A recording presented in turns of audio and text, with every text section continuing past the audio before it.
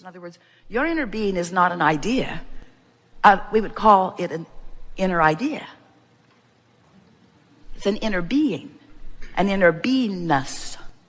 Your inner being bees. Your inner being is consciousness who bees. Consciousness who is life, who is eternal, who bees. So this inner being has taken all of the expansion that you've offered it through the living of life and is not holding back ever like you may be. So when you're beating the drum of justification or defense or rationalization, well, I feel this way because that happened to me and it shouldn't have happened to me, and that was an injustice that should not have happened, and so I'm just going to stand here in my righteous indignation and join others in my protest against the government or in my protest against this absurd policy that has just happened at work. Do you know they gave us a bonus and then they took it back?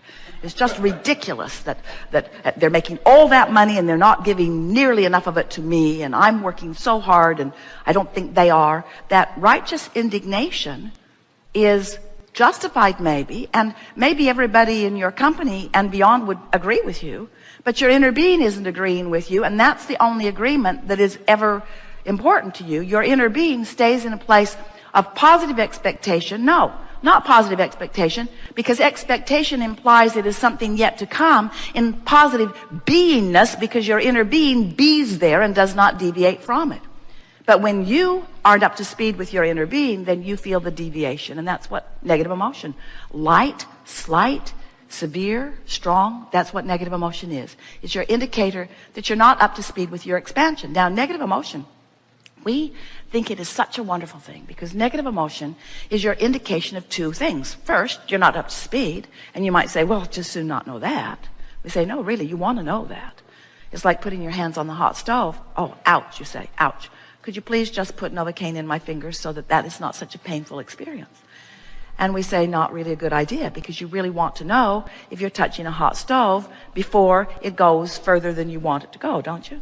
And so the negative emotion is the same thing. You want to be sensitive to it so that you can benefit from the guidance it is giving you. So negative emotion is telling you two things. It's telling you first that you're not up to speed, but it's telling you something else really, really important that we so want you to hear. It's telling you you have expanded, the bigger part of you has expanded beyond where you're practiced.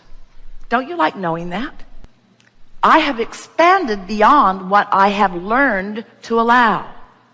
Well, you know what that means?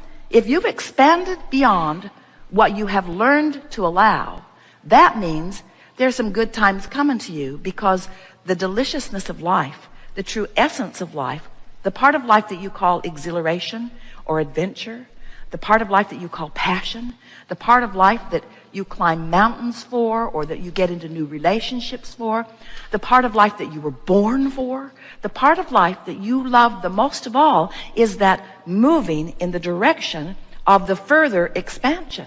And we really want you to hear us when we say moving in the direction of it, because moving in the direction of it is all that you're ever going to do, because you're never going to catch it.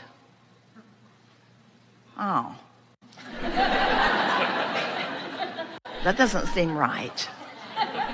I'm never going to catch up with who I am. Not really.